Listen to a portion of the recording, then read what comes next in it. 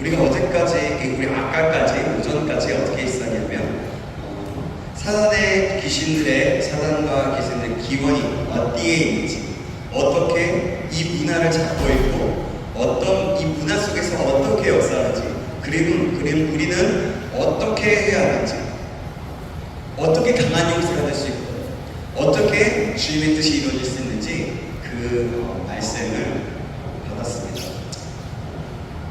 우리 역사단과 한번 인사해볼까요? 잘 오셨습니다. 정말 잘 오셨습니다. 네, 잘 오셨습니다. 다시 한번 요렇게 주님의 이름으로 사랑합니다. 네, 사랑합니다. 사랑합니다. 네, 자, 이제는 오늘 계속해서 이어지는 강의예요. 우리는 수련회 때 말씀을 받지만 우리가 강의 형식으로 지금 듣고 있습니다. 이제는 우리 사단의 이름들에 대해서 하나하나씩 알아가면서 구체적으로 우리가 한번 들어보도록 할게요. 사단의 이름은 어떤 것인가요? 하나님을 대적하기 이전에 사단은요, 어떤 이름이냐면 루시퍼라는 이름을 가졌고요. 즉 빛을 바라는 자는 아름다운 이름을 가졌어요. 루시퍼라는 이름이에요. 타락한 이후에는 새 이름을 가졌어요. 우리는 사단의 이름을 통해 사단의 속성과 성격을 알 수 있게 됩니다. 자, 그럼 혹시 여러분 사단의 이름 분뇨의 신으로 들어봤습니까? 분뇨의 신. 이 분뇨의 신은 파리 대왕이라고 해요. 그건 뭐냐면 우리가 말하는 대변, 소변, 똥더미의 분주라는 거예요. 그들의 신의 이름이 그래요. 유대인들은 이것을 그래서 똥더미의 군주라고 얘기했어요. 이 단어의 의미는 어떤 거냐면 귀신들의 왕자라는 이런 그런 뜻도 가지고 있어요. 이 사단의 이름 결국에는 분뇨의 신이라고 하는 것은 그만큼 더럽다는 거죠. 사단의 존재는 굉장히 죄 가운데 있기 때문에 아주 더러워. 우리가 생각하는 그 변, 소변 이런 것보다 이런 것과 다른 차원 아주 그렇습니다. 계시록 12장 3절에 보면 3절하고 4절에 보면 이렇게 말씀하고 있어요. 하늘에 또 다른 이적이 보이니 보라 한 큰 붉은 용이 있어 머리가 7이요 뿔이 10이요 그 여러 머리에 7관관이 있는데 그 꼬리가 하늘의 별 3분의 1을 끌어다가 땅에 던지더라. 용이 해산하려는 여자 앞에서 그가 해산하면 그 아이를 삼키고자 하더니 제가 적은 거예요. 사단가 되게 상상해보면 되게 무섭기도 하고 되게 신기하죠. 7머리, 머리가 7이고 이렇게 표현하고 있어요. 사단이 하늘의 별의 3분의 1 그리고 천사의 3분의 1을 이끌고 땅에 내려왔다는 것을 보여줄 수 있어요. 그래서 이들이 3분의 1이나 되는 천사가 타락하여서 마귀의 수업처럼 되어있다고 볼 수 있는 거죠. 이 타락한 천사를 성경에서는 뭐라고 얘기해요? 귀신이라고 말하고 있어요. 자, 그럼 계시록 20장 2절에 보면 사단의 이름들인데 20절 2절에 보면 이렇게 말합니다. 자, 같이 읽어볼까요? 시작. 용을 잡으니 곧 옛뱀이요 마귀요 사탄이라 잡아서 1000년 동안 결박하여. 여기는 사단의 다른 세 가지 이름을 얘기해요. 뭐예요? 용, 옛뱀, 마귀라고 얘기해요. 특히 뱀은 부정직함을 얘기해요. 사기 및 간사함을 뜻하고요. 용은요, 능력, 파워, 보좌와 큰 권세가 있음을 뜻합니다. 네팔에서는 어떠냐면 뱀이 숭배의 대상이에요. 그들의 네팔이라는 나라의 숭배 대상이기 때문에 그들의 최고의 신 중에 하나예요. 중국에는 용이 되게 신성시하죠. 이게 뭐냐면 왕이 앉은 자리를 용상이라고 하면서 용을 굉장히 높이 여기서 그렇게 어디에나 가면 뱀이나 용은 숭배의 대상인 것을 알 수가 있어요. 우리나라에서도 마찬가지죠. 우리나라에서도 용을 굉장히 신성시하고 뱀이 몇 년, 1000년인가요? 해가지고 하면은 이부기가 되어서 뭐라 그랬어요? 어쨌든 그래서 용이 된다. 어쨌든 그런다고 해놨잖아요. 이렇죠. 그만큼 우리나라에도 그런 숭배상사 그런 사단 숭배사상 같은 것, 그런 샤머니즘 같은 그런 것들이 있다는 거죠. 하나님이 받아야 할 영광을 가로채고 있는 거예요, 사람. 바로 뭐예요? 사기치고 있는 거예요, 사기치고. 우리는 뱀의 머리를 밟을 권세가 있는 사람이에요. 계속해서 얘기합니다. 이거는 우리가 마음에 새기고 머리로서 이해하고 머리로서 그리고 또 믿어야 돼요. 우리는 이미 예수 그리스도를 믿기만 동시에 사단의 머리를 상하게 할 수 있는 그런 권세를 가진 자들인 것입니다. 사단의 이런 이름은 이 세상의 정부, 세상 정치에 대한 그 사단의 통치와 영향력을 나타내주고 있어요. 그들의 모습, 그 뱀이나 용의 모습을 보면서 계시록 2장 13절에 보면 사단도 보좌를 갖고 있다는 것을 볼 수 있어요. 원래 하나님께서는 아담에게 이 땅을 통치하게 하셨지만 그는 아담은 하나님의 말씀을 거역하고 사단의 말에 귀를 기울임으로써 이 통치권을 사단에게 팔아넘긴 것입니다. 아담이 선택한 것은 바로 그겁니다. 자기가 어떤 것을 범하였는지 모르지만 실제적으로 그렇게 팔아넘겨 버린 것이죠. 하나님과의 거룩을 깨뜨리는 것이죠. 그럼 사람은 어떤 이름을 가질까요? 세상의 임금. 아까 제가 얘기했나요? 세상의 임금. 또 네 번째는 시험하는 자입니다. 마태복음 4장 13절에 시험하는 자가 예수께 나와 있는데 내가 만일 하나님의 아들이거든 명하여 이 돌들을 떡덩어리가 되게 하라. 예수님께도 사단은 계속해서 유혹했어요. 배 공주님으로 40일 금식을 하셨을 때 찾아와서 했던 말입니다. 하나님의 아들에게도 감히 사단이 와서 유혹한 거예요. 근데요, 그럴 수 있었던 이유는 예수님께서 인간이 되셔서 이 땅에 오셨기 때문인 거죠. 사단의 이름 또한 무엇이냐? 거짓의 아비입니다. 어제도 본 말씀인데요, 요한복음 8장 44절에 보면 이런 말씀이 있어요. 우리 이 말씀 중요해서 우리 또 한번 읽어보세요. 시작. 너희는 너희 아비 마귀에서 났으니 너희 아비의 욕심대로 너희도 행하고자 하느니라. 그는 처음부터 살인한 자요 진리가 그 속에 없으므로 진리에 서지 못하고 거짓을 말할 때마다 제 것으로 말하니 이는 그가 거짓말쟁이요 거짓의 아비가 되었습니다. 네, 이렇게 거짓의 아비가 되었다는 것이죠. 그리고 어제는 무슨 얘기를 했냐면 이 거짓의 아비를 따르던 자들이 바로 우리예요. 그래서 우리의 아비가 사단, 마귀라는 것이죠. 여기서 사단의 가장 중요한 특성을 찾아볼 수 있는데 우리 아까 조금 아까도 얘기했지만 거짓말쟁이. 가장 즐겨 쓰는 전략이 바로 거짓말입니다. 우리가 주의해야 하는 것은 사단은 거짓말할 때 금방 들통날 것이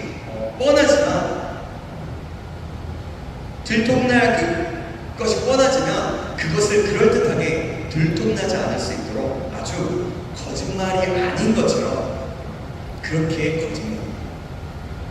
사단의 거짓말은 주의하지 않으면 유혹에 빠지기 쉽습니다. 충분한 만큼 진리가 담긴 거짓말을 한다는 겁니다. 예수님을 유혹할 때도 성경 구절까지 인용하여서 진리와는 동떨어지게 적용하게 했었죠.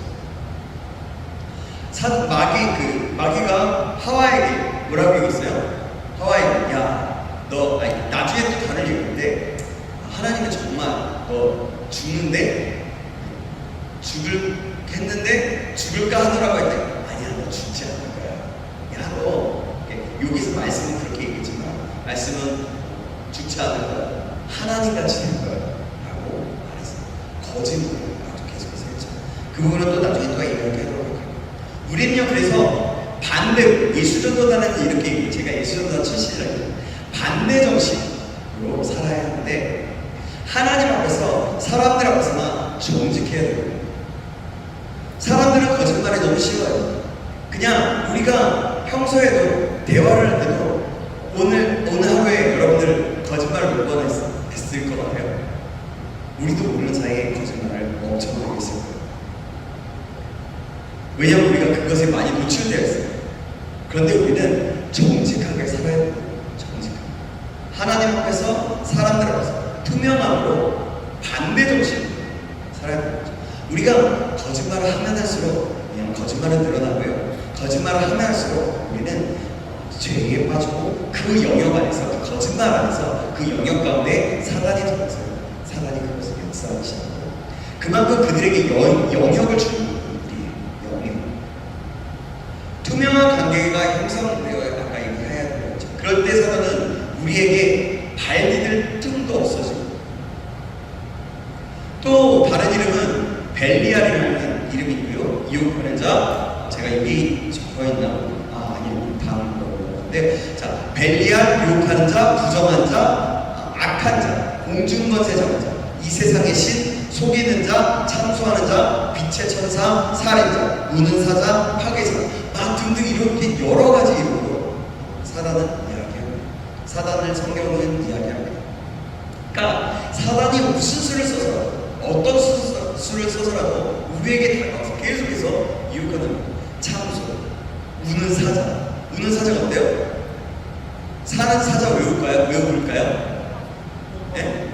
배고파서 울기도 하지 아니요. 배고픈 사자는요 조용히 가서요 먹이를 찾아가지고요 먹이에 가까이 가서 조용히 가서 먹이를 잡아요. 사자가 울 때는요 자신의 영역, 자신을 과시하기 위해.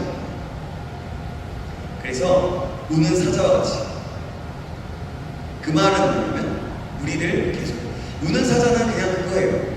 그냥 겉으로 보이고자 하는 그런 힘을 나타내고자 하는 그런 거죠. 자, 그럼 사단의 능력에서 말씀을 해보겠습니다.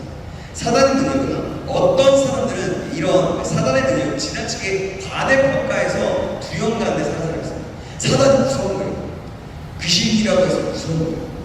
그런 사람들이 가지고 있는 사고방식은요 영적 전쟁은 하나님과 사단 사이의 전쟁이라고 해요. 하나님과 사단, 하나님과 사단을 동등하게 여기는 거예요. 동등하게. 하나님과 사단이 이렇게 있는데 하나님과 사단을 동등하게 여기는 거죠. 그 사이의 전쟁이에요. 그러나 사단은요 단지 천사의 능력만을 가지고 있을 따름입니다. 천사의 능력만. 즉 하나님의 능력이 아니라 단지 이게 천사가 갖는 그런 능력만이 있을 뿐이라는 거죠. 사단이 갖고 있는 능력은 그가 타락하기 전에 하나님이 위임하셨던 능력이었어요.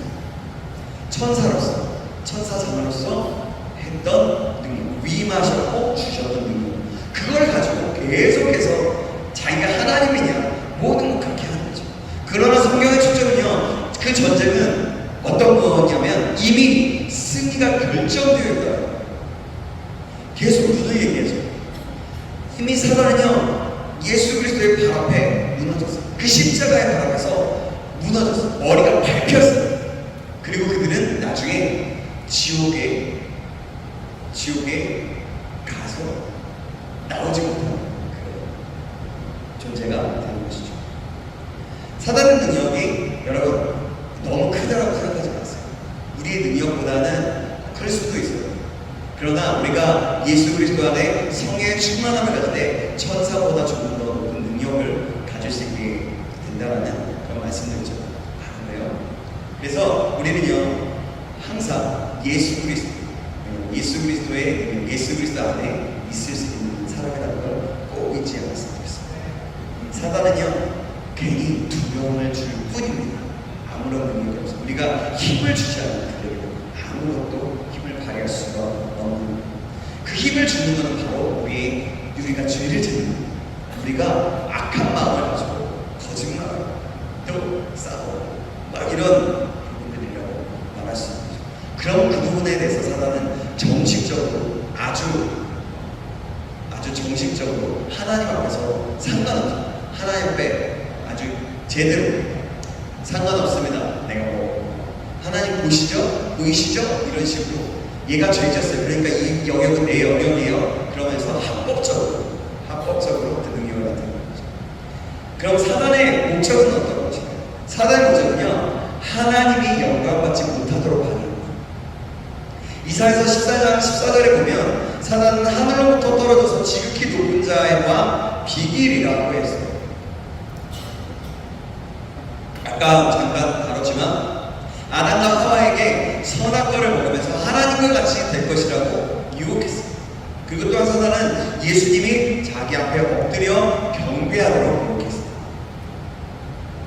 사단은 하나님께서 받으셔야 할 그 영광을 가로채려고 하는 그런 존재라는 거죠.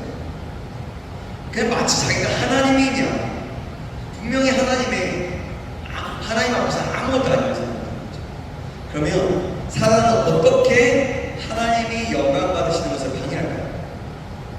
그것은요, 첫 번째로 죄인들이 구원받는 것을 방해합니다. 죄인들의 구원의 확신을 못 느끼게 해요. 예수님이 나의 구주인 것을, 내가 죄인이라는 것을 깨닫지 못하게 해요. 하나님 믿지 못하게 하는 거죠. 이것으로 하나님께서 영광 받으시는 것을 방해하는 거예요. 한 영혼이 천하보다 귀하게 여기고 한 영혼이 주님 앞에 돌아와서 예수 그리스도를 믿고 죄 구원받기 시작할 때 하나님은 영광 받으시기 시작합니다. 그렇습니다. 사단이 노리는 것은 죄인들을 통해서 자기가 영광을 받는 거예요. 자기가 전도하는 것이 중요한 이유가 바로 여기, 전도를 통한 한 영혼이 사단의 나라에서 하나님의 나라로 인도되는 거죠. 우리는 그래서 그 한 영혼을 전도를 통해서 하나님의 나라로 인도해야 하는 것입니다. 그래서 전도는 아주 실제적인 영적 전쟁입니다. 그래서 전도하자, 그래서 전도 훈련도 막 하잖아. CCC에서 전도는 쉽다, 전도는 실패가 없다, 전도하지 않는 것이 실패다, 그러면서 구호를 외치면서 훈련을 받게 돼요. 저도 그 전 교회에서 훈련을 그렇게 받았던 부분이 있습니다. 어쨌든 전도는 그런 실제적인 영적인 전쟁이에요. 그래서 내 주변에 믿지 않는 사람들이 있다면 우리는 그들을 예수 그리스도를 믿게 교회로 데려오고, 전도하는 것은 바로 하나님의 영광이 받으시고 하나님을 정말 기뻐하시는 것이고 영적 전쟁이 아주 실제적인 것입니다. 둘째로, 둘째는요, 오늘 살아가는 인간과 사회를 비참하게 만듭니다. 이 말은 뭐냐면 인간들이 비참하게 만듭니다. 이 세상에서 전쟁이나 가난이나 억압이나 질병이나 인종차별이나 탐식, 우상숭배 등등 수많은 악행을 저지릅니다. 그 자리를 보면요, 사단이 그 자리의 중심에 있다는 것을 알 수 있어요. 저기 에어컨 꺼도 될 것 같은데 성국님만 들고요. 네. 괜찮아요? 오케이. 좋죠? 괜찮죠? 네, 좋습니다. 그래요. 우리는 보이지만 네. 괜찮아요. 진짜. 그러니까 사단은 계속해서 전쟁을 일으키고 가난을 일으키고 계속 사람들을 억압합니다. 돈이 진다, 돈이 다다, 돈만 있으면 모든 것이 돼 라고 계속해서 얘기합니다. 돈에 노예가 그거는 사람을 가장 비참하게 만드는 거거든요. 여러분, 돈에 묶여있다면 다시 한번 예수 그리스도 앞에 그 모든 것들을 하나님께 맡기기 바랍니다. 그럴 때 돈은 하나님께서 주십니다. 그 돈은요, 하나님께서 우리에게 필요하면 주시는 것이지, 우리가 돈을 달라고 해서 하나님 돈을 주시지 않으세요. 로또를 사는 것도 마찬가지입니다. 로또를 사는 것도 하지 않아야 합니다. 하나님을 믿는 사람이라면 안 하는 게 좋습니다. 그거는 어떻게 보면 하나님을 신뢰하지 못한다는 모습이 될 수 있는 거예요. 여러분들 기억하세요. 그래서 하지마, 사지마 이렇게 얘기하는 거예요. 그러니까 여러분들 기억하시고요.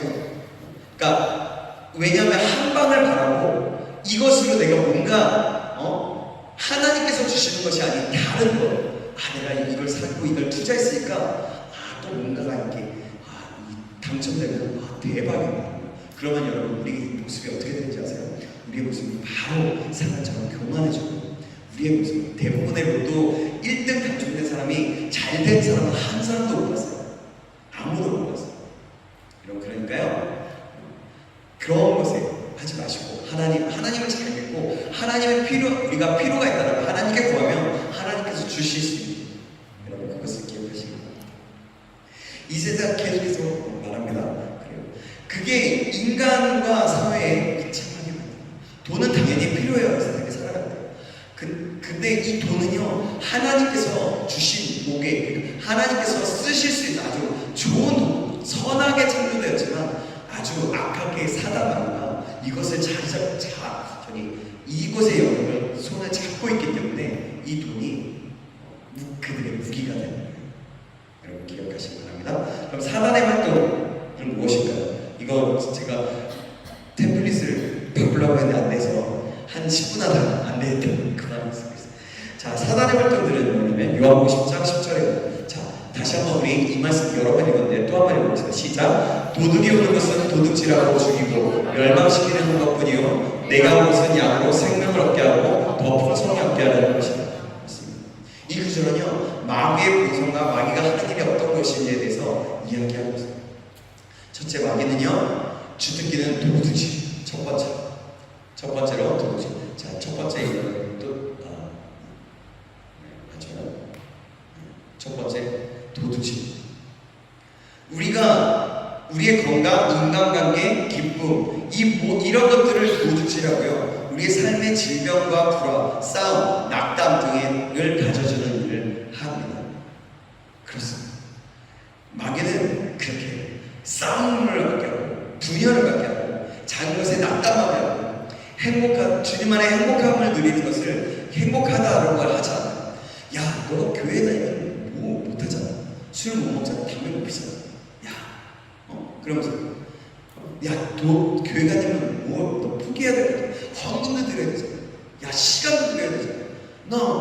네 마음대로 살지 못하잖아. 세상에 계속해서 그 신앙의 기쁨이 얼마나 큰 것인지 아주 왜곡시켜서 아주 너 아무것도 못한다라고 계속해서 그렇게 거짓말하고 그것을 도둑질해요. 두 번째로 마귀는요, 살인자예요. 죽이는. 마귀는 나는 이렇게 얘기해요. 낙담감을 가지게 하면서 나는 태어나지 말아야 했어. 내가 죽어버릴까? 그런 말 따위의 배후에서 그렇게 하고 충동질하는 일이에요. 우리나라가 그래서 지금 굉장히 많은 영역에서 이 부분에서 연약함을 가지고 사단이 자리잡고 있는 큰 영역입니다. 그래서 자살하고 우울증에 빠져요. 그래서 사람에게 자살하게 하고 아니면 다른 사람을 죽이는 살인을 서슴지 않는 거예요. 요즘에 묻지마 살인이나 묻지마 폭력 있잖아요. 데이트 폭력 이런 거 있잖아요. 바로 지금 우리나라에서 실제적으로 일어나는 것들이 바로 사단이 자주. 우리 그 전에 이 부분이 일어났을 때 얘기 좀 한참 동안 이야기했잖아요. 이것의 결국 사단입니다. 현재 또 우리나라뿐만 아니라 북한이나 아프리카, 중동에 있는 나라 등이 바로 이런 나라에 감추어진 세력이 바로 파괴시키고 죽이는 그런 영들의 세력이고요. 사단의 세력이라고 하죠. 이게 마귀의 기질 때문입니다. 기근, 질병, 가난, 전쟁, 난민, 촌의 생활, 무고한 사람들의 죽음은 마귀의 파괴의 세력입니다. 마귀는 자살과 살인이라는 극단적인 방법을 사용할 뿐만 아니라 중독을 통해서 아주 천천히 사람을 죽이는 일을 해요. 마약, 알코올 중독, 섹스, 음식 중독, 많이 먹는 거, 쇼핑 중독, 게임 중독 등 아주 통해서 서서히 죽이는 일을 하는 거예요. 뭔가 내가 중독되어 있다라고 하면 그것은 그 부분에서 사단이 잘 잡고 계속해서 우리를 서서히 죽어가게 하는 모습들이라는 것을 여러분 기억하시기 바랍니다. 그래서 내가 뭔가 중독되어 있다면 예수님의 이름으로 물리치고 하나님 힘을 주시옵소서. 나를 도와주시옵소서. 내가 중독에 빠지지 않게 해주시옵소서. 이 모든 부분에서 나를 살려주시고 나를 이끌어 주시옵소서라고 기도할 수 있게 되길 주님의 이름으로 축원합니다. 그럼 이에 대한 우리의 태도는 어떠했겠습니까? 잠깐만요. 3번 하기 전에 이에 대한 우리의 태도는 뭐냐면 그들의 필요를 어려움 속에서 살아가는 곳에 필요를 모두 채워주는 것입니다. 이것이 바로 영적 전쟁이라고 하죠. 오늘 우리가 어제 예를 들어서 국일 사역, 보건 사역, 지역 개발 사역 등이 있겠죠. 어제 차석에 오면서 계속 오면서 우리의 복지, 우리나라의 복지에 대해서 얘기하면서 사각지대라고 얘기했잖아요. 사각지대가 많다는. 그렇다면 그것이 우리의 눈에 보인다면 그러면 우리가 그곳에 들어가서 그들을 돕고 그들을 하나하나 그들에게 영향력을 미치면 그것 하나하나 바로 영적 전쟁의 하나가 될 수 있다는 겁니다. 우리의 눈에 필요가 보이면 그곳이 어떻게 보면 하나님께서 나에게 주신 어떠한 작은 부분의 영향, 그런 뜻, 그런 비전이 될 수 있는 거예요. 그럼 세 번째로 어떤 일입니까? 마귀는 사단을 하고 마귀는 멸망시키는 일입니다. 신명기 18장 10절, 11절, 12절에 13절까지 이런 말씀 있죠. 자, 이 말씀 제가 한 구절, 여러분이 한 구절 교독해 보겠습니다.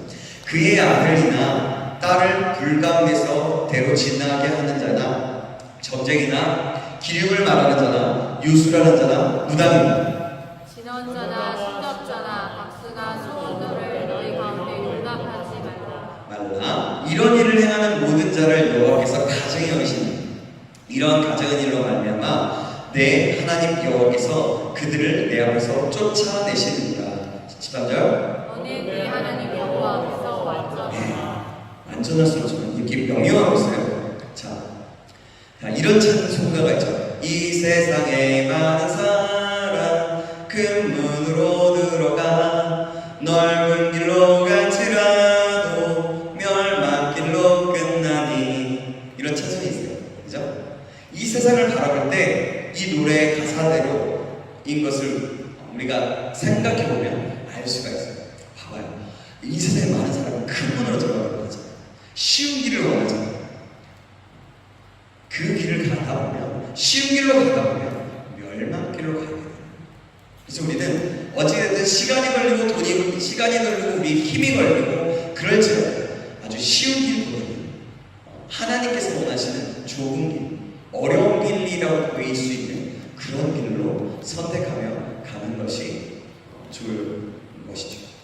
한번 여러분 생각해보세요. 저는 이런 상상을 해봤어요. 한번 이런 상상을 해봤어요. 공중권세 잡은 마귀라는 낚시꾼이 있어요. 그 바늘에 온갖 매혹적인 미끼를 달아서 세상의 영혼을 낚으려는 그런 모습을 상상해 봤어요. 지금 한번 상상해보세요.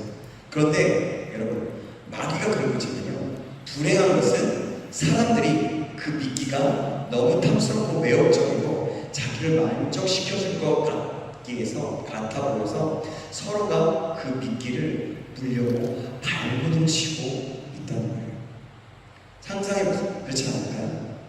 이 세상에 쉬우고 유혹적이고 탐스럽고 매혹적이고 나를 만족시킬 것 같은 그런 것들로 계속해서 미끼를 물어서 사람들이 그것을 선택하고 그것을 이거 내 거야, 내가 할 거야, 내가 할 거야, 내가 할 거야 하면서 계속 하는 모습, 이 세상의 모습이 아닌가 생각해봅니다. 몸서리 쳐진 거죠. 자, 그러면 역사인의 21세기에도 오늘날에도 마귀가 즐겨 쓰는 미끼는 무엇일까요? 미끼 중에 하나는 아까 우리 말씀 가운데 있었어요. 그게 뭐냐면 첫 번째로 복술자, 기륭하는 말하는 자, 유술하는 자에 대해서 이야기합니다. 우리말로 하면 점, 사주팔자, 역술, 점성술, 부적 등등이라고 볼 수 있는데 해마다 20철이나 선거철이 다가오면 점쟁이들이 기술을 부립니다. 한국 사회에는 아직도 무당과 박수, 주술, 집터를 보는 그런 기관과 또한 기관과 개인의 운명이나 결혼, 태기를 주도하는 점쟁이들이 승하고 있어요. 특히 스포츠 신문에는 매일 점을 볼 수 있습니다. 인터넷에도 매일 운세가 다음이나 어느 아무 사이트나 보면 아주 그런 것들이 나와 있어요. 그래서 자신의 메일 주소에 들어오는 것도 있다고 합니다. 메일 운세가. 어떤 사람들은 그 중독된 사람처럼 이런 운세, 점을 의지해서 자신의 인생을 결정하는 겁니다.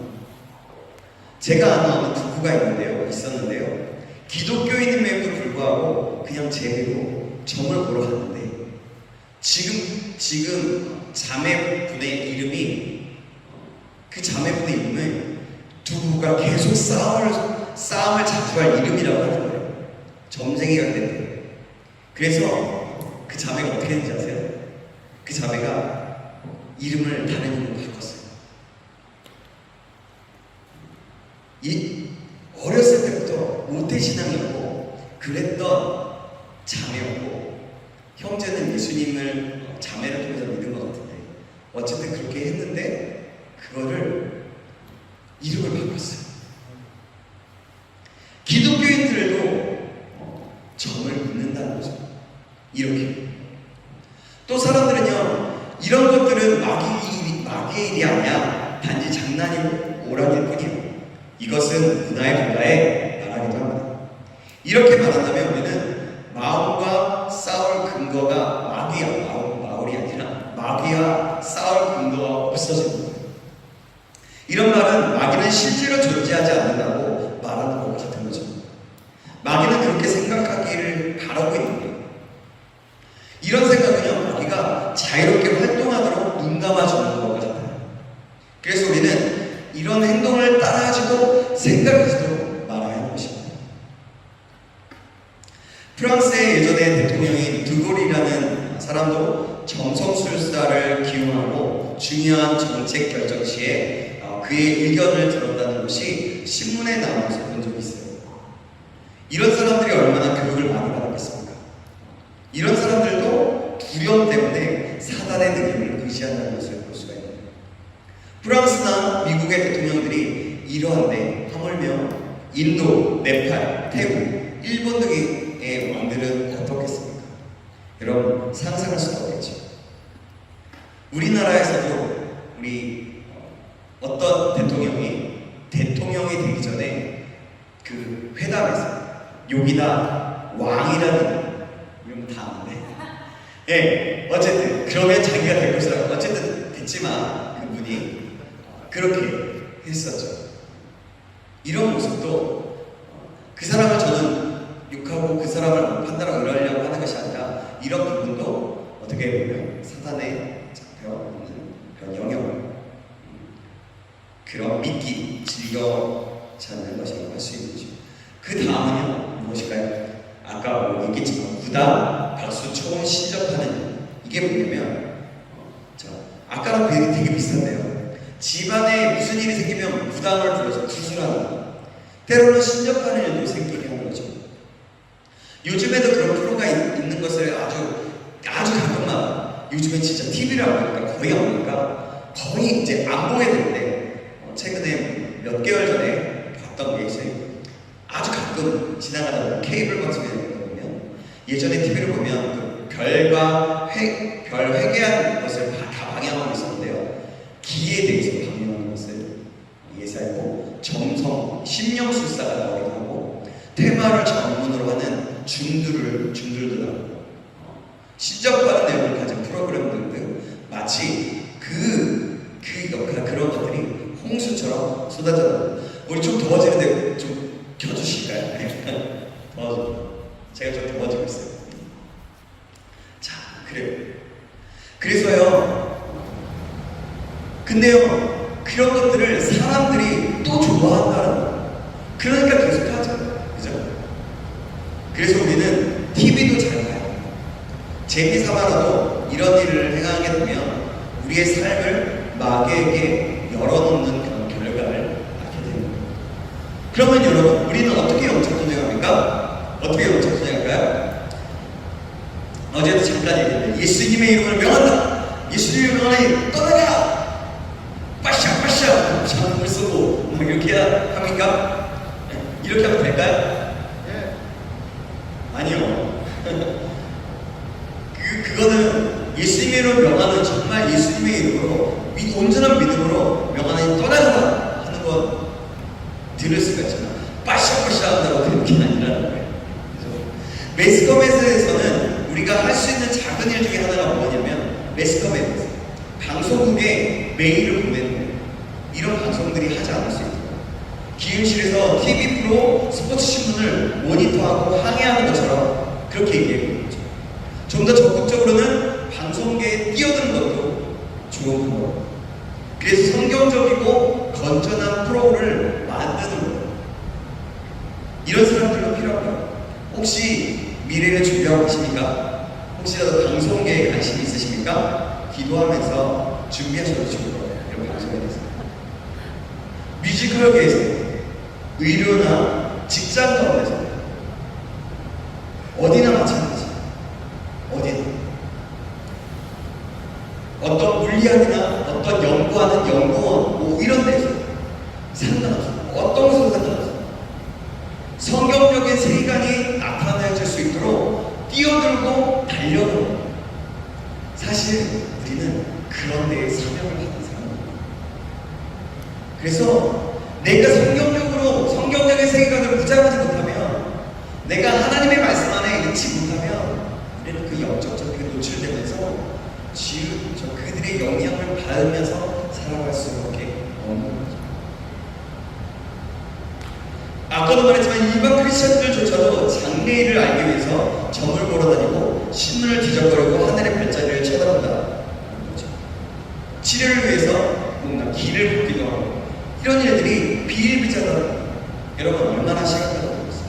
여러분 이걸 우리가 기억하시고, 마귀가 사용하는 위기라는 거예요. 마귀가 사용하는 아주 많은. 그래서 우리는 기도할 때 이렇게 기도해야 돼요. 우리 자신을 놓고 기도하지만 우리가 때로는 다른 영역, 다른 부분들에 대해서 기도할 때 이런 정치, 경제, 사회, 문화, 모든 부분, 음악계, 예술계, 종교계 모든 부분들을 위해서 기도할 필요가 있어요. 그럴 때 우리는 그 기도가 영적 전쟁의 방패거든요. 자, 그럼 왜 마귀가 21세기에도 이렇게 사용할까요? 이것은 제 의견입니다. 그 이유는 뭐라고 생각하냐면, 교회가 예언행사, 신유행사를 많이 상실했기 때문에, 이 시대의 교회. 그래서 사람들은 마귀에게서 알아보려고 하는 거예요. 이런 모든 마귀의 능력은 성령의 은사의 모조품이에요. 모조품. 다 이미 적혀있죠. 이런 것에서 구해내는 일은, 우리가 구원을 얻을 수 있는 것은 하나님의 역사하심을 구체적으로 체험하는 거예요. 우리가 그곳에서 이곳에서 구함을 받을 수 있는 거예요. 그렇게 탈출할 수 있는 길은 하나님의 역사하심을 구체적으로 체험하는 거죠. 교회 안에서 예언하고 치유하는 일들이 일어나야 하는 거예요. 왜 이렇게 말을 하냐면, 우리 장로교통에서는 참 이런 부분이 되게 조심스럽고 그렇지만, 제가 이렇게 말하는 이유를 성경에서 빗대서 말씀드릴게요. 초대기도의 교회 때나 각 시대의 붕괴시, 교회사의 역사를 보면 붕흥의 시기에는 이런 일들이 너무나 자연스러워 보셨어요. 말씀 안에서 이런 일들이 이루어진다면 모두 가능하다고 합니다. 어떤 분들은 초대교회에 있었던 성령의 역사, 성령의 사역, 예언, 신유의 사역은 이미 끝났다고 얘기한다고 합니다. 그런데요, 복음을 전하기 위해서 이런 일들이 있었지 지금은 아니다라고 말하는 거예요. 맞습니다. 그런데 여러분, 지금도 세상 곳곳에는 선교지뿐만 아니라 국내에서도 복음은 전해지고 있어요. 그죠? 계속해서 복음이 전해지고 있잖아요. 그죠? 복음을 전하지 않으면 안 되는 주님의 지상입니다. 그렇다면 복음이 선포되어질 때마다 이 성령의 역사는 지금도 일어나는 것이 당연하다. 물론 이런 예언과 신유로 인해서 자신이 마치 능력 있는 사람이냐, 무당인 것처럼, 마치 자신이 신인 것처럼 악용하는 사람들이 있기 때문에 이런 말이 나오는 거예요. 이제 없어졌다. 쓰지 마라. 교회에서 쓰지 마라. 이렇게까지 얘기하는 거죠. 마귀는요, 이런 것들까지도 사람들을 악용하기도 했습니다. 이렇게 자신이 시인을 거죠. 은사를 받으면 그 은사로 인해서 자신이 마치 뭔가 예수님이 된 거죠. 자신에게 능력이 있는 거죠. 분명히 하나님이 주신 선물로 하나님이 주신 그 능력인데, 하나님으로부터는 능력인데 모든 것을 하나님께 영광을 돌려야 하는데 자신이 마치 그런 것처럼 되는 거죠.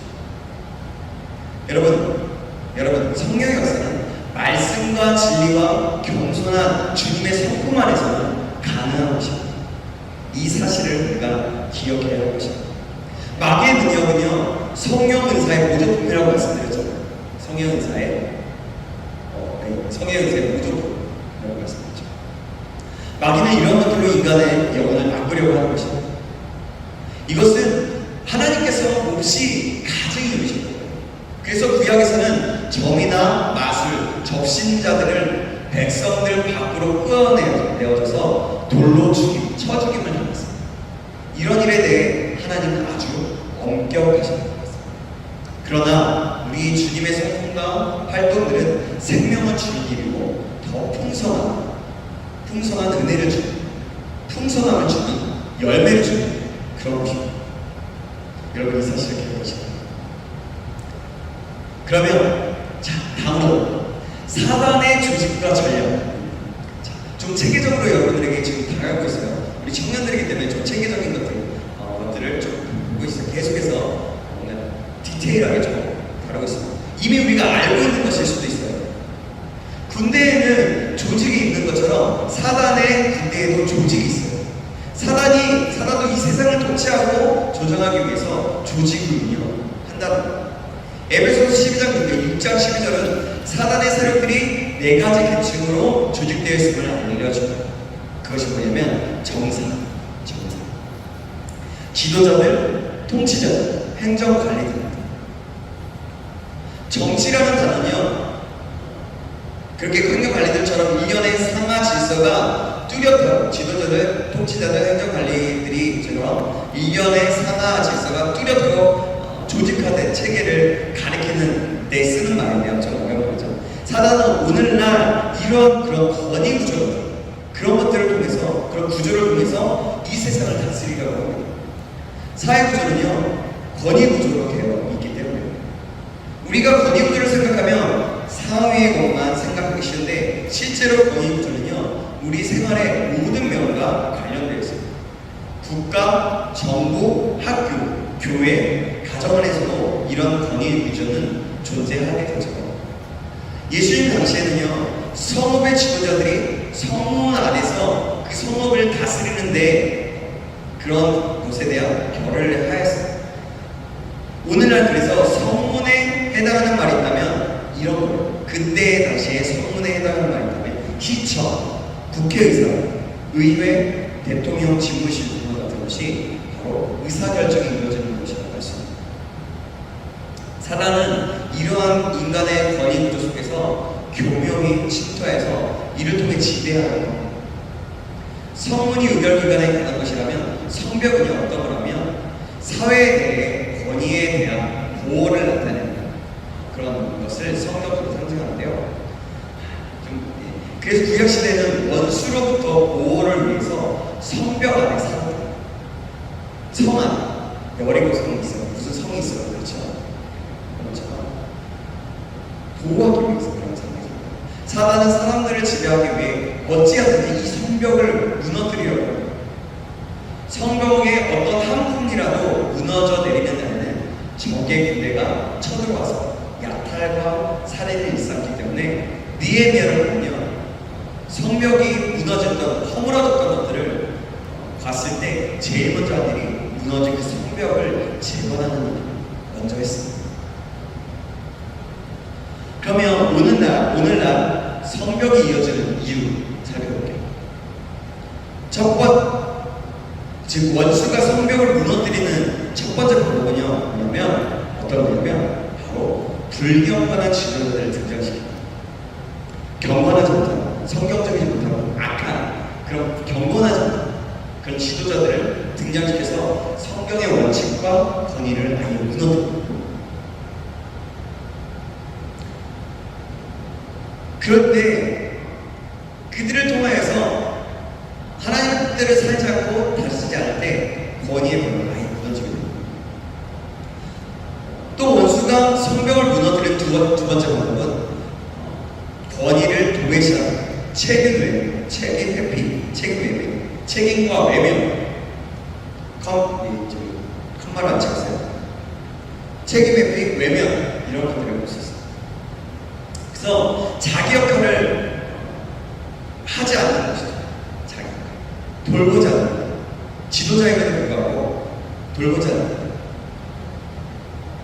말하자면 우리 지금 이 상태에서 보자면 그런 제가 여러분들이 어쨌든 이곳에서 맡은 교육자잖아요. 한 어떻게 보면 지도자라고 볼 수 있잖아요. 근데 여러분들을 위해서 기도도 하지 않고요. 여러분들 어떻게 해도 상관이 없어요. 그냥 딱 시간만 때우고 가요.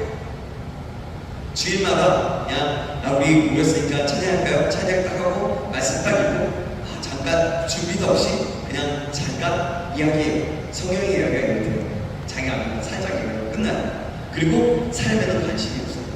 바로 이런 것이 책임을 외면하는 것이고 자기 역할을 못하는 거죠.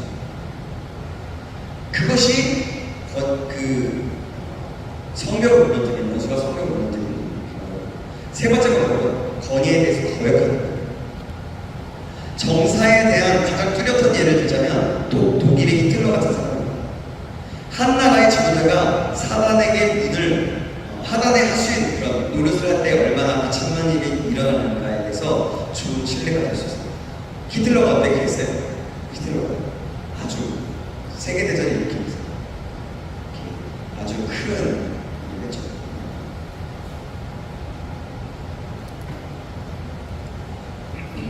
지도자들에 대한 사단의 공격이 아주 심한 것을 볼 수 있는데요. 그래서 오늘날 우리는 정치, 교회, 가정에서나 우리가 흔히 볼 수 있는 것은 지도력의 위임. 가정에서 아빠와 엄마가 자기의 역할을 못하는 거죠. 아니 이거는 그냥 예예요. 교회에서 지도자들이 자신의 역할을 못하는 거예요. 정치에서 지도자 역할을 못하는 거죠. 교사로서 만약 교사로서의 부르심을 받았다면 교사로서 그 학생들을 어떻게 하면 더 잘 삽니까? 기도하고 그들을 섬겨야 되는데 그 역할을 하지 못하는 그런 지도력의 위기가 나오죠. 이것이 디모데전서 2장 1절에서 2절에서 뭐라고 얘기하냐면 높은 지혜에 있는 모든 사람을 위해 기도하라고 하시고 그 이유가 알고 있습니다. 높은 지혜에 있는 모든 사람을 위해서 기도하는 것이 중요한 것은 그들이 문이기 때문에 들어가고 왔다 갔다 할 수 있는 문이기 때문에 그들이 선택하고 결정하는 것은 영향력이 있기 때문인 것이죠. 원수에게 협조해서 열어놓게 되면 그 안에 있는 모든 사람이 다 죽게 되어버려요. 편안한 생활을 하고자 한다면 우리는 높은 지혜에 있는 사람, 즉 대통령을 위해 또 국회의원을 위해 시장들을 위해 기도해야 하는 것입니다. 에스겔서 22장 30절에 보면 이런 말씀이 있는데 제가 그냥 읽어드릴게요. 이 땅을 위하여 성을 쌓으며 성 무너진 데를 막아서서 나로 하여금 멸하지 못하게 할 사람을 내가 그 가운데서 찾다가 찾지 못하였으므로 하나님께서는요 중보자를 찾으실 거예요. 그런 영역에 들어가서 자신의 역할을 하고 자신의 역할을 해서 그 지도자 역할을 잘하고 맡은 바를 충성되게 할 수 있는 그래서 중보기들을 통해 그 무너진 성벽을 재건할 수 있는 느헤미야와 같은 그런 사람들을 찾고 계신다는 것입니다. 여러분 저와 여러분이 이런 느헤미야와 같은 사람들에게 주님의 이름을 축원합니다. 가장 중요한 것을 막고 가장 중요한 것에 서서 적이 통과하지 만약에 어떤 결렬의 틈이 보인다면 그 공동체나 어떤 그 몸이나 아니면 교회나 어떤 다른 가정이나 어떤 공동체 속에서 그런 결렬된 틈, 문과 같은 그런 성벽이 허물어진 것 같은 그런 모습이 보인다면 그곳에 가서 내가 서는 하나님 궁유를 여겨주셔서 이곳을 막아주시고 지도자 우리 예를 들면 우리 교회 목사님들 우리 교사 선생님들 또 우리 임원들 우리 자신들 우리 한 사람 한 사람이 그 성벽을 재건할 수 있고 성벽이 무너지지 않을 수 있도록 도와주십시오. 이제는 막아서면서 내가 예수 그리스도의 이름으로 계속해서 기도하고 그것에 결렬된 틈에 들어가는 거죠. 자, 그러면 두 번째, 사단의 조직과 전략. 두 번째는 무엇이냐면 바로 이것입니다. 자, 권세입니다. 다니엘서 10장 13절에 보면 여기 나가겠구나. 같이 읽어보겠습니다. 시작. 그런데 바사 왕국의 군주가 20일 동안 나를 막았으므로 내가 거기 바사 왕국의 왕들과 함께 머무르려 하니 가장 높은 군주 중 하나인 미가엘이 와서 나를 도와줍니다. 둘째는 권세인데 어떤 특정한 지역을 장악하고 다스리는 사단의 세력들입니다. 요즘 한창 예전이죠. 지금도 계속해서 이슈가 되는 말을 할 수 있는데 지역의 영에 대한 개념이 있었어요. 지금은 조심스러워서 잘 얘기하지 않아요. 그러나 이 영이 사실 이것이 바로 그런 부분이라고 말할 수 있어요. 권세라는 단어는 영어로 principality 인데요. 프린스와 파워티의 복합입니다. 프린스라는 단어는 어떤 칭호가 붙는 지도자를 말합니다. 또 파워티는 지리학, 인구학과 관련된 그런 학문이라고 합니다. 따라서 권세라는 말은요, 지리적이거나 인종적인 영역에서 행사하는 그런 것들입니다. 영어로 말하자면 사단의 권세를 얘기하자면 지리적이거나 인종적인 영역에서 행사하는 악한 영, 그런 것들을 말할 수 있죠. 사단은 세계 지도에 따라 자기 세력을 배치해 놓은 것을 알 수 있어요. 지금은 아예 많이 바뀌었는데요. 그것이 예전에 10년 전, 5년 전만 해도 딱 지도를 펴면요, 템포티, 그러니까 10도, 위도 경도가 10도, 40도 그 사이 딱 그 모습을 그 자리가 아주 악한 것들, 그러니까 예수님을 믿지 않고 우상 숭배하는 나라들로 가득 찬 것들을 볼 수가 있어요. 그래서 그렇게 지배했다고 해요. 자기 세력을 배치해 놓은 거다. 사단은 각 지역과 각 인간의 집단에 대해서 특별한 전략을 세워놓고 그렇게 했더라고요. 봐보세요. 인도, 네팔, 파키스탄, 태국, 또 인도네시아. 그런데 보면 저기 중국 지방을 보면요, 위도 경도 10도와 40도 그 안에 있는 대부분 나라들, 그렇게 보면 지도를 보면, 세계 지도를 보면 그렇게 볼 수 있다는 거죠. 사단이 그렇게 자리 잡아놓는다고 어떤 그 인류학자나 또 선교학자들은 그렇게 얘기하기도 했었어요.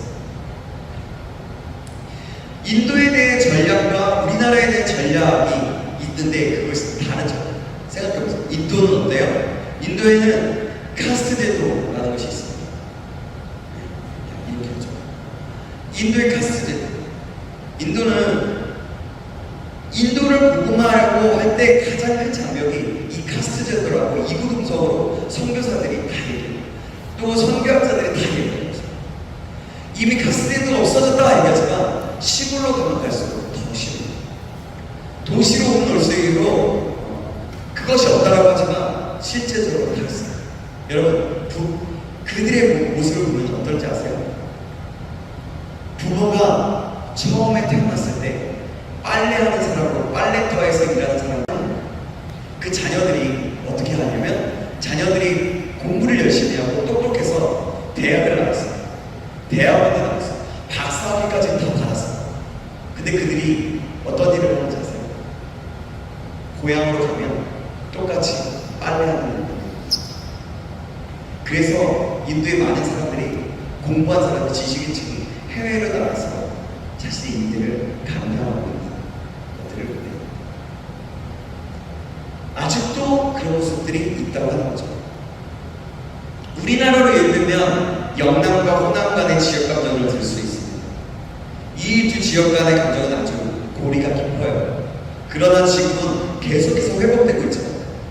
계속해서 회복돼서 거의 없다라고도 얘기하지만 어떻게 보면 그 자리에서 살고 있는 사람들은 딱 뭘 대화를 하고 뭔가 이렇게 하면은 딱 말하는 저와 어떤 모습을 보면서 아, 이 사람 영남 사람이구나, 아, 이 사람 호남 사람이구나 이러면서 딱 자신도 모르게 벽을 치기도 하죠. 많은 그런 거. 우리가 어느 한 도시를 보면요, 사단의 권세를 잡은 자들이 그 지역을 다스리는데 사단의 영 가운데 음란의 영이 그 지역을 잡고 있으면 부도덕한 그런 형사들이 많이 일어나는 것을 볼 수 있어요. 특히 사창가들이 몰려있는 지역들이 있는데 그 지역은 음란의 영이 권세를 잡고 있습니다. 특별하게 그 지역만이 가진 특성을 발견하는 거예요. 그것은 배후에 사단의 권세 잡은 자들이 어떻게 활동하는가를 파악하는 거예요. 그것을 파악한 다음에 우리가 어떻게 싸워야 하는지 전략을 짜게 되면 되는 것입니다. 우리는 어떻게 권세에 맞설 수 있을까요? 많은 방법이 있을 수 있지만 그 중에 하나는 지도를 펴놓고 지역을 나눠서 기도해봅니다. 우리가 실제적으로 그 땅을 밟지는 않지만 그 지도에 그 지역을 보면서 아, 그 도시 우리가 실제적으로 밟을 수 없지만 그렇게 생각하고서 하나님의 은혜를 구하면서 지역을 기도하는 거죠. 그 지역을 놓고 기도할 때 마귀의 계계를 흔들어 놓을 뿐만 아니라 마귀의 계계를 저지시키는 것을 볼 수 있어요. 가장 좋은 것은 그 땅을 밟으면서 그 땅을 위해서 기도하는 거예요. 그리고 그 땅에 복음을 전하는 것이에요. 그러나 그러지 못한다면 지도를 펴놓고 그 사람들, 그 지역의 사람들을 생각하면서 그 지역의 이름을 불러가면서 기도하는 것입니다. 자, 그럼 세 번째로 조직과 전략. 세 번째, 어둠과 세상의 주관자들입니다.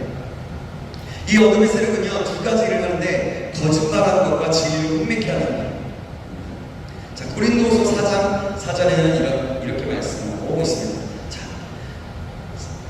같이 읽어볼까요? 시작! 그 중에 이 세상의 신이 믿지 아니하는 자들의 마음을 혼미하게 하여 그리스도의 영광의 복음의 광채가 비치지 못하게 하니 그리스도는 하나님의 형상입니다. 디모데전서 4장 1절 말씀도 같이 읽어보겠습니다. 시작! 의뢰 어떤 사람들이 믿음에서 떠나 미혹하는 영과 귀신의 가르침을 따르리라 하셨으니 이것이 사실 오늘날의 현실이라고 했습니다. 사단은 복음을 거스려서 복음을 완전히 거짓의 것으로 바꿔놓는 일을 하는 거예요. 거짓 종교, 세상처럼 거짓 사상 혹은 미신들 이런 것들을 통해서 전통 문화라는 미명 안에서 사람을 미혹하는 거예요. 그렇게 미혹하고 있습니다. 어둠의 세상처럼. 신명기 32장 17절에 이런 말씀이 있습니다.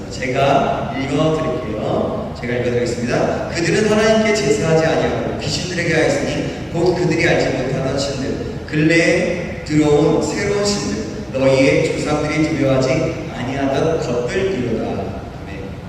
거짓 종교라고 말하는 것은 뭐냐면 힌두교, 이슬람교, 불교, 증상도 같은 구원파, 뉴에이지 같은 그런 것이라고 볼 수 있어요.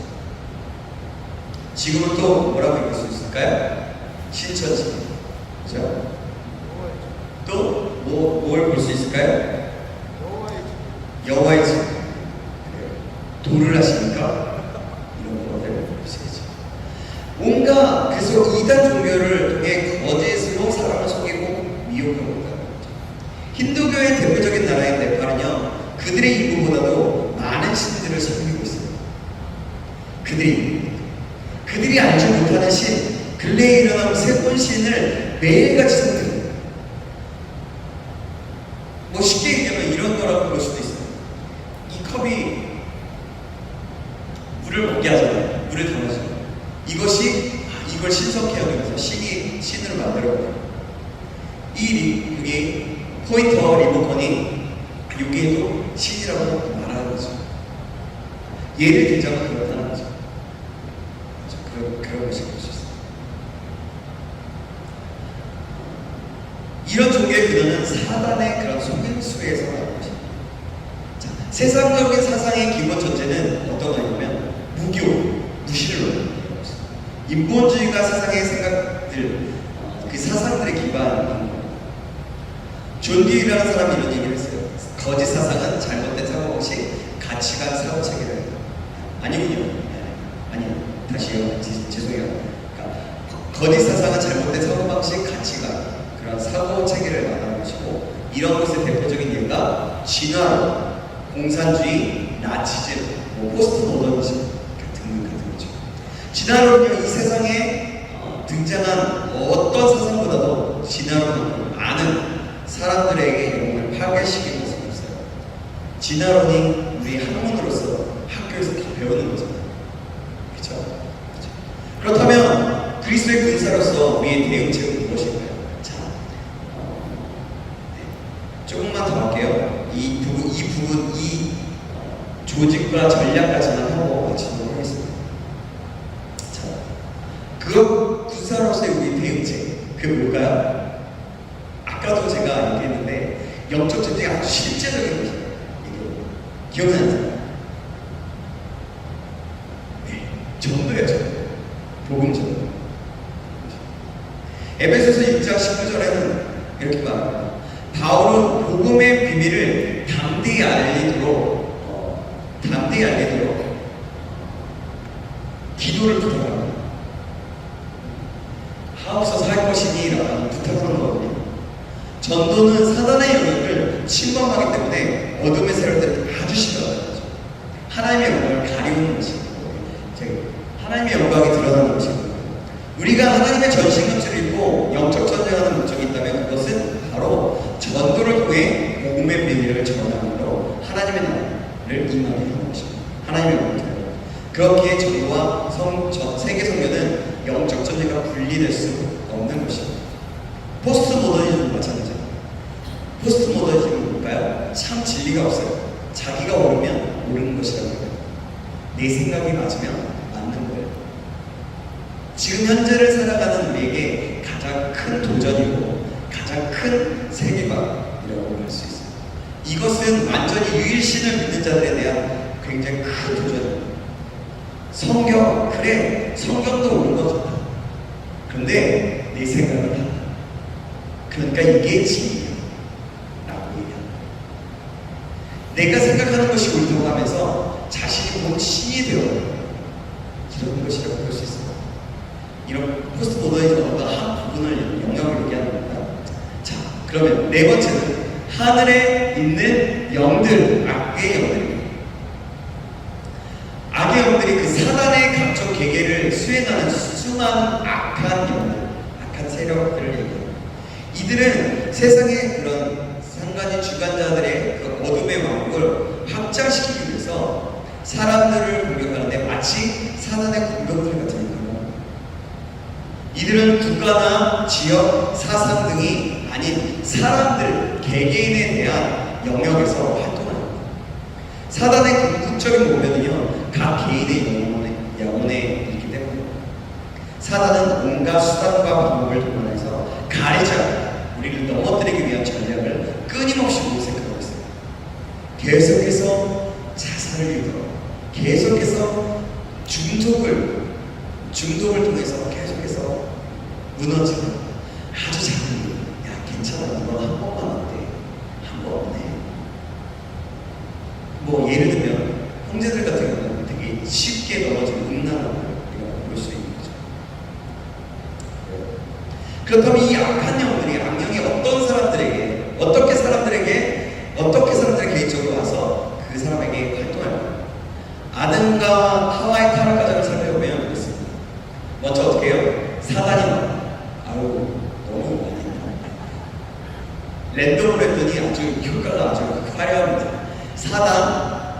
사단은요 먼저 속여요. 뱀이 여자에게 이르되 너희가 이 선악과를 따먹으면 정녕 죽으리라고 했는데 하와가 죽을까 하더라고 얘기했어요. 그때 아니야 여자에게 이르되 그래서 결코 죽지 않을 거야. 그리고 유혹하죠. 야, 네가 먹으면 하나님과 같이 될까봐 하나님 먹게 하지 않는 거야. 그리고 범죄와 범죄 행위와 정죄. 그래서 여자가 그 나무를 본즉 먹음직도 하고 구함직도 하고 지혜롭게 하고 탐스럽기도 한 나무인지라 여자가 그 실과를 따먹고 자기와 함께한 남편에게도 주네. 남편에게도 주네. 본인도 따먹고 적이 어디로 공격해 들어올 것인지를 분명히 알고 것이 중요합니다. 그런데 우리는요, 방어 준비를 갖출 수 있을 뿐만 아니라 역공을 퍼부어줄 수 있는 적을 쫓아버릴 수도 있기 때문입니다. 자, 그러면 우리의 전략, 사단의 전략은 무엇일까요?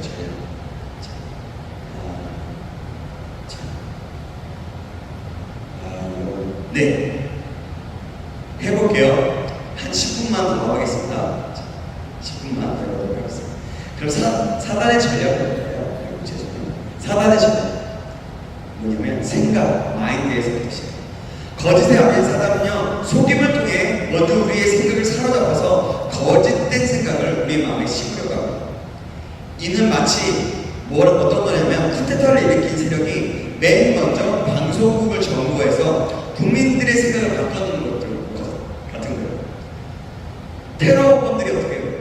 맨 처음에 딱 방송을 딱 점령해서 씩하다가 내가 뭐 하자면 이 사람 죽일 거야. 막 협박하지.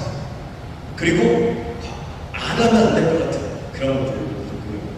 또 이것이 거짓말이다. 실제적으로 자리 잡고 있는 그 권력이 거짓말하는 것이다. 얘기하면서 붙어다니면서 마음을 바꾸는 혼란스럽게 하는 거죠. 그렇죠? 그런 거와 마찬가지입니다. 고린도후서 11장 3절에서 4절, 11절, 14절 보면 이렇게 말씀합니다. 제가 고린도후서 3절, 4절까지 읽고요. 여러분이 14절 읽어주시겠습니다. 뱀이 그 관계로 하와를 미혹한 것 같이 너희 마음이 그리스도를 향하는 진실함과 깨끗함에서 떠나 부패할까 두려워하노라. 만일 누가 와서 우리가 전파하지 아니한 다른 예수를 전파하거나 혹은 너희가 받지 아니한 다른 영을 받게 하거나 혹은 너희가 받지 아니한 다른 복음을 받게 할 때에는 너희가 잘 용납하는구나. 그것은 이상한 일이 아닙니다. 사단도 자기를 박명의 천사로 받아. 그렇습니다. 3절의 마음은 마인드인데 바울은 고린도 교인들의 생각이 그리스도를 향하는 진실함과 깨끗함에서 떠날까봐 염려하고 있어요. 두려워하고 있죠. 부패할까. 그 진실함과 깨끗함을 떠날까. 4절과 같이 성향을 잘 알았기 때문에 더욱 염려할 수밖에 없었던 4절에 있고요. 다른 영을 받게 하는 복을 그렇게 다른 복을 전하시고 그런 것들이죠. 사단은 속임수와 위장술에 아주 뛰어요. 사단도 그리스도인들에게 접근하기 위해 자신을 광명의 천사로 위장합니다. 디모데후서 3장 13절 14절에 이렇게 말씀합니다. 악한 사람들과 속이는 자들은 더 악하여져서 속이기도 하고 속기도 하나니 그러나 너는 배우고 확실한 일에 좋아. 너는 내가 누구에게서 배운 것을 알며. 여기서 바울은 디모데에게 사단의 속임으로부터 자유하기 위해서 배우고 확실한 일에 거하라고 얘기합니다.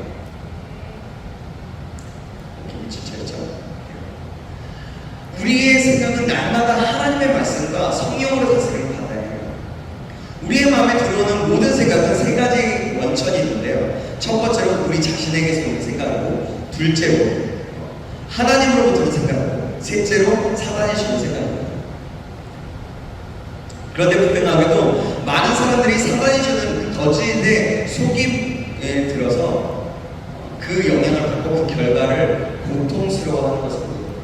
여러분, 우리가 이걸 유념하세요. 중요한데 우리가 세상에 하나님의 것을 선택하지 않으면 우리는 결국에는 나중에 그것 선택으로 인해서 굉장히 큰 어려움을 겪어요. 죄도 마찬가지입니다. 죄를 선택하게 되면 그 대가는 우리가 다시 주님 앞에 돌아와서 회개하면 주님께서는 용서해 주시고 우리를 안아주시고 우리를 자유케 하시지만 그 죄에 대한 대가는 지구가 되는 것입니다. 실제 대부분의 영적 전쟁은 생각 안에서 일어납니다. 고린도서 10장 3절에서 5절 말씀입니다. 제가 읽겠습니다. 여러분이 한 절, 4절 읽어주세요. 자, 우리가 육신으로 행하나 육신에 따라 싸우지 아니하나니 우리의 싸우는 우리는 육신에 속한 것이 아니요 오직 어떤 견고한 종을 무너뜨리는 하나님의 능력이라. 모든 힘을 무너뜨리며 하나님 아는 것을 대적하여 높아진 것을 다 무너뜨리고 모든 생각을 사로잡아 그리스도에게 복종하게 하니. 여기서 견고한치는 잘못된 생각, 불신, 두려움, 부정적인 생각들을 통해서 우리들의 생각에 쥐어진 그 속에 쥐어진 것들을, 그런 것들을 얘기하는 것입니다. 오늘날에는 우리 생각 안에 공통된 경관침이 있는데 그것이 뭐냐면 열등감, 죄책감입니다. 열등감과 죄책감은요 끊임없이 우리에게 말합니다. 너는 저 같은 경우는 이런 것을 볼 수 있죠. 지금은 저 자유한데요. 너는 키가 작구나. 이런 것들. 그리고 너는 가치 없는 존재. 너는 결코 영적인 사람이 못돼. 너는 성경도 제대로 읽지도 못하잖아. 알지도 못하잖아. 이런 생각을 심어줍니다. 사단은 이런 생각이 나의 생각처럼 속이고 내가 항상 느끼거나 생각하는 방식이라고 속입니다. 따라서 우리는요 우리의 생각의 파수꾼을 세우는 것이 필요합니다. 모든 생각들에 대해서 경계를 서게 하는 거예요. 그래서 거짓을 들어오게 되면 거절하고 대신 진리의 말씀을 받아요. 그래요. 바로 이 말씀이죠. 대저 그 마음의 생각이 없다면 그 위인도 그러한즉 그가 내게 먹고 마시게 할지라도 그 마음에 너와 함께하지 않아. 자, 여러분 생각은 결국엔 결과를 낳게 됩니다. 내가 어떻게 생각하느냐, 내 긍정적인 생각을 하느냐, 부정적인 생각을 하느냐 중요합니다. 혹시 핸드폰 끄고 있죠? 핸드폰 끄고 있죠? 핸드폰 보면 안 돼요. 지금 시간에 절대로 안 됩니다. 영적 전쟁이에요. 두 번째 마귀의 전략은 무엇일까요? 마음이 비슷한 마음인데요. 우리의 생각이 사람의 속임을 받아들이면 그것은 그 후에 계속해서 우리의 마음을 향하여 유혹하기 시작합니다. 자, 그래서 잠언 4장 2절에 4장 23절에는 이렇게 말씀합니다. 같이 읽겠습니다. 자, 같이 앞을 보세요. 시작. 모든 지킬 만한 것 중에 더욱 내 마음을 지키라. 생명의 근원이 이에서 나옵니다. 여기서 마음은 태도와 감정에 대한 교만, 쓴뿌리, 불신, 유혹을 받는 것 자체는 죄가 아니지만 히브리서 4장 15절에 말씀하고 있어요. 그것이 죄가 아니고 그렇지만 계속해서 허용될 때 그것이 죄가 될 수 있습니다. 그래서 이에 대한 다른 이해가 더 필요합니다. 감정과 태도를 다스리는 비결이 있습니다. 그건 뭐냐면 이거 대한 말씀은 제가 이제 뭐 할 건데 그것이 뭐냐면 첫 번째로 뭐냐면 겸손이에요. 여기서 뭐예요? 겸손하라, 손나라 겸손하라. 그러면 너희를 높이라고. 자신을 낮추는 거예요. 우리가 직접 누구인지 알기를 아는 거. 그리고 내가 나 자신을 알기로 선택하는 거죠. 두 번째는 염려를 주께 맡기는 거예요. 너희 염려를 주께 맡기라고 말씀하는 거죠. 염려는 두려움과 불신의 나라예요. 염려한다는 것은 하나님의 의도와 우리를 돌보시는 그 하나님의 능력을 의심하는 거예요. 겸손과 염려치 않는 것은 영적 전쟁에 있어서 핵심적인 것이라고 볼 수 있습니다. 만약에 내가 염려를 많이 한다면 그건 영적 전쟁 가운데 있는 그때마다 염려를 예수 그리스도의 이름으로 끊고 진리가 되도록 하십시오. 아니야. 주님이 함께 하시는 모든 것이 가장 잘 되는 거야. 그리고 겸손. 자, 세 번째는 무엇일까요? 세 번째는 입입니다. 입. 사단은 우리를 결정적으로 범죄에 빠뜨리기 위해서 우리의 생각과 마음속에 강한 영향을 미치기 시작하는데요. 이것이 행동으로 드러나면 구체적인 죄를 범하게 됩니다. 이때 사단은 죄지은 우리를 정죄하고 참석하기 시작해요. 그 중에 제일 연약한 부분이 바로 이겁니다. 잠언 18장 21절에 이렇게 얘기하죠. 죽고 사는 것이 혀에 매달린 사나니 혀를 쓰기 좋아하는 자는 혀의 열매를 먹는다. 그래서 말을 조심하라고 합니다. 사단은 우리가 비판하는 말, 부정적인 말을 하게 합니다. 이런 말은 파괴하는 힘이 있어서 자신과 다른 사람의 영혼을 파괴합니다. 우리는 믿음의 근과 믿음의 말, 세워주는 말, 경외하는 말을 해야 하는 것입니다. 그것이 영적 전쟁하는 거예요. 세우세요. 거짓말을 하라는 얘기입니다. 그냥 경외해준다고 그 사람이 그러지도 않는데 거짓말하는 얘기가 아니라 근거하고 믿음의 근거. 아니야, 너는 지금 이럴 수 있지만 앞으로는 이럴 거야. 이렇게 이것이 어떻게 보면 믿음의 말로서 그를 향해서 예언해 주는 거라고 볼 수도 있는 거예요. 아주 미래를 막 얘기하는, 밝히고 있는 이런 것이 아니라 하나님의 말씀을 드리는 진리를 말씀해 주는 것이죠. 또 세워주는, 아까 얘기했죠. 세워주는 말, 경외하는 말. 그럼 네 번째 영역은 무엇입니까? 네 번째로 신체. 우리의 몸이 성령의 전이라는 사단의 관여이기도 합니다. 우리 중에는 악령에게 공격을 받는 사람이라면 아주 형편없는 크리스찬이라고 마음에 굳은 선입관을 갖고 있습니다. 그러나 우리는 여기서 하나님께서 사단의 공격을 허용하는 것이라고 볼 수 있습니다. 복음서를 보면 예수님께서 귀신을 쫓아내심으로 삶을 치유하시던 경우가 있습니다. 그 중에 어떤 사람은 벙어리가 있었어요. 마태복음 9장에 나오고요. 눈먼 자가 있었어요. 마태복음 12장에 나오고요. 기먹은 자가 있었어요. 마태복음 9장 25절에 있었어요.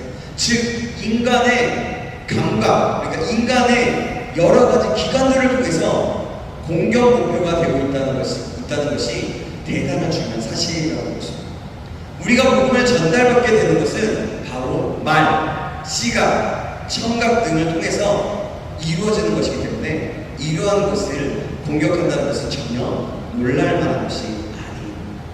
바로 사단은 이런 것들을 통해서 계속해서 공격을 하게 됩니다. 그러나 우리가 명심해야 하는 것은 모든 질병이 다 귀신들 중에서 비롯된 것이 아니라는 거예요.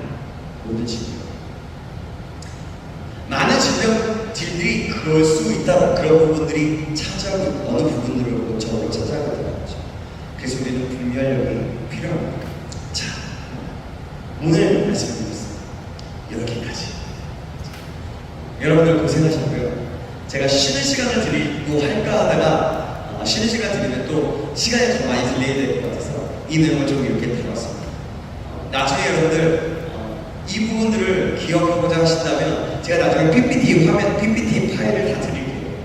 PPT 파일을 드릴 테니까 PPT 파일을 한번 찾아보시기도 하고요. 여러분들이 적어가는 걸로 비교해보기도 하고요. 아니면 제가 나중에 유튜브에 채널에 제 개인적인 채널에 편집해서 올려드릴 테니까 나중에 한번 그냥 보셔도 좋을 것 같아요. 오늘 이해하지 못한 것이 있으면 또 그렇게 보셔도 좋을 것 같습니다.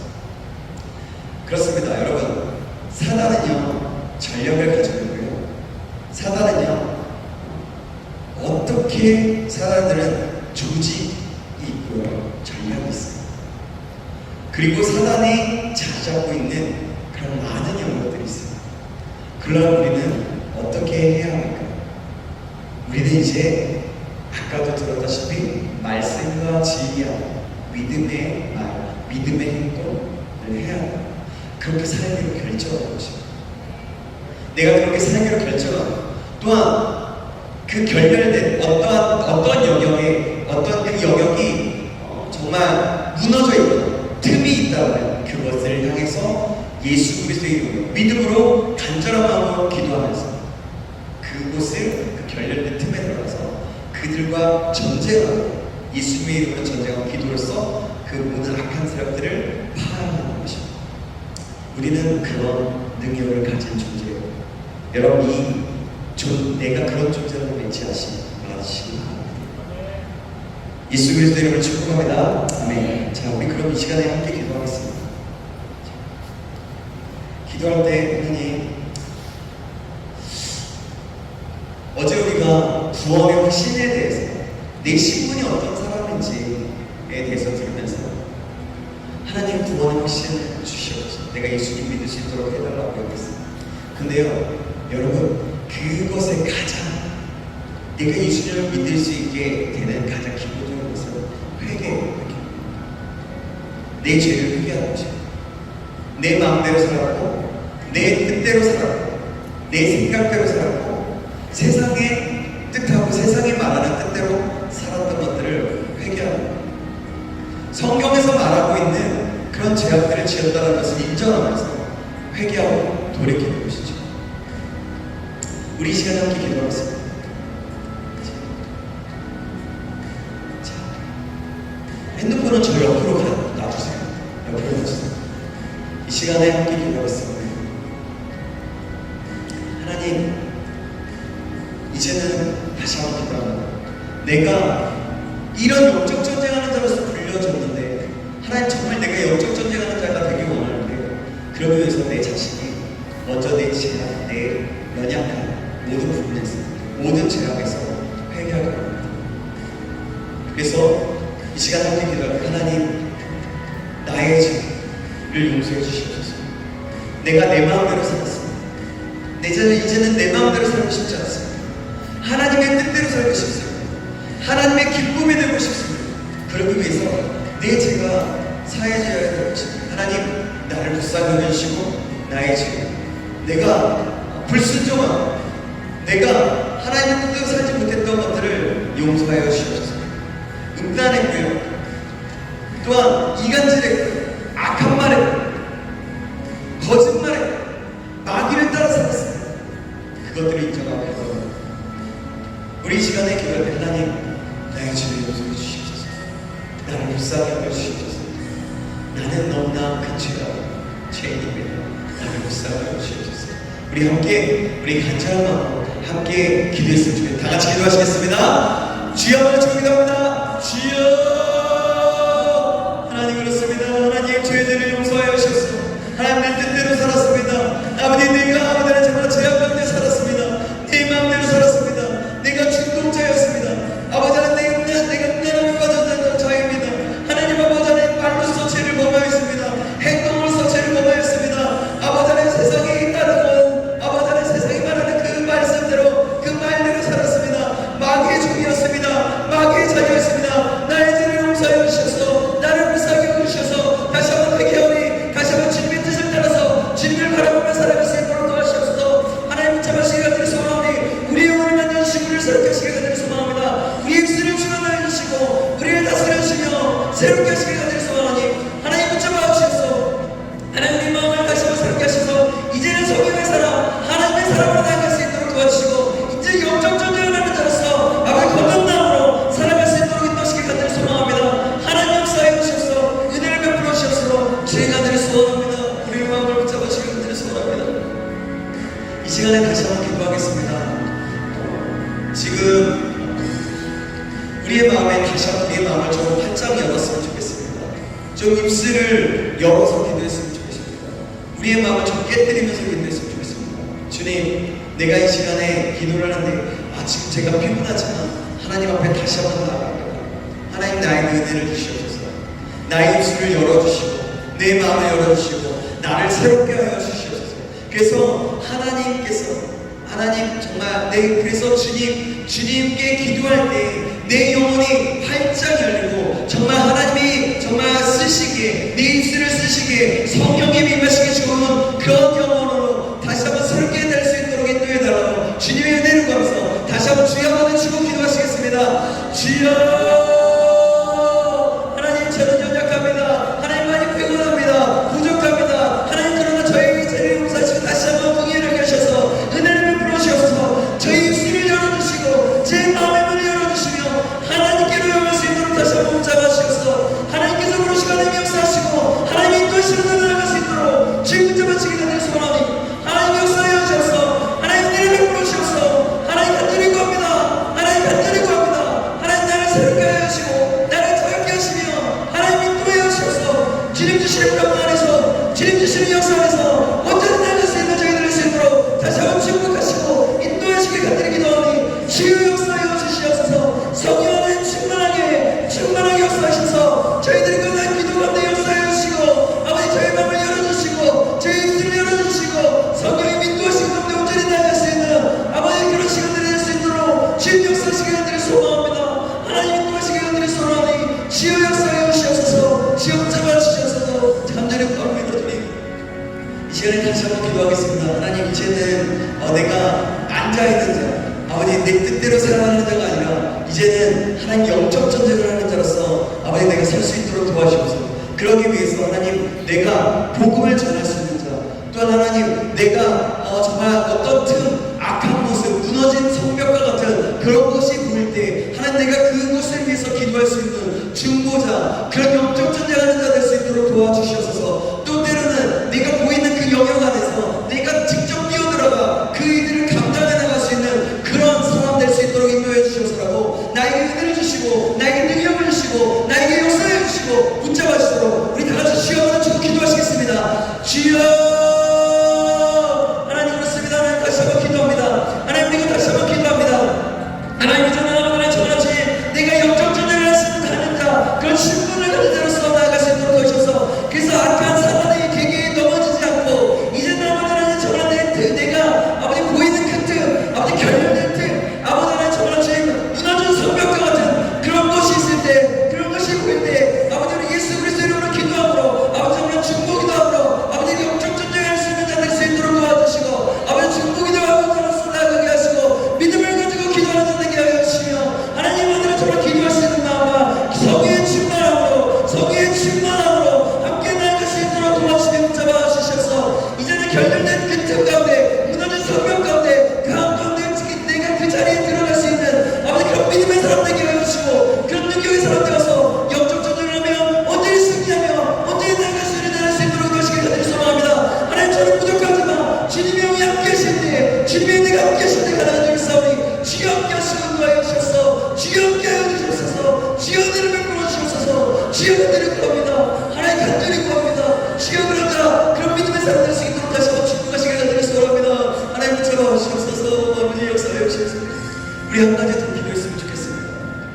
여러분 그 일들을 감당하기 위해서는 우리에게 필요한 것이 있습니다. 첫째는 하나님의 진리 안에 말씀 안에 거하는 것. 하나님 저는 내가 말씀을 읽고 말씀을 묵상하는 자 될 수 있도록 도와주시고 또 하나는 성령의 충만함을 하는 것입니다. 이 시간 성령의 충만함을 같이 알고 있으면 좋겠습니다. 성령 하나님 나를 충만하게 역사해 주시옵소서. 하나님 잘 모르겠다라면 그냥 솔직히 기도하는 거예요. 잘 모르겠어요. 목사님이 이렇게 얘기하는데 잘 모르겠어요.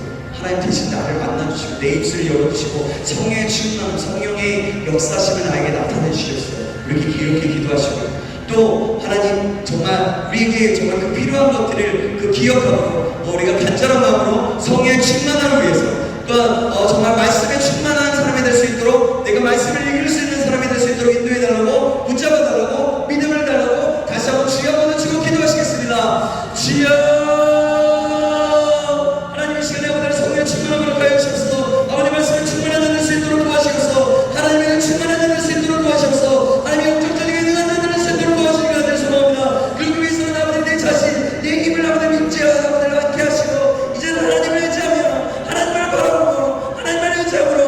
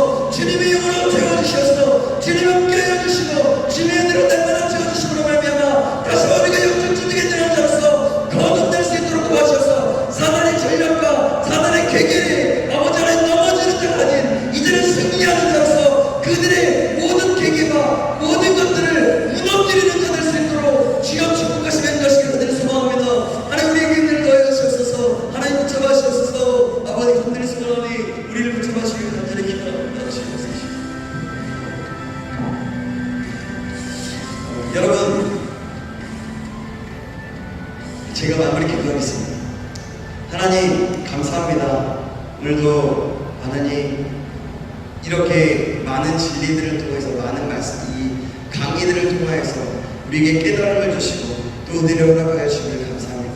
하나님, 우리가 이 말씀 기억하고 끝까지 아버지를 승리하며 아버지 하나님, 이제는 영적 전쟁에 능한 자 마귀의 계계, 전략과 그 조직들 떠나면 그들이 자리 잡고 있는 모든 영역들 가운데 이제는 한가운데 들어가서 하나님의 뜻을 이룰 수 있는 자가 될 수 있도록 주님 축복하시고 역사하여 주시옵소서.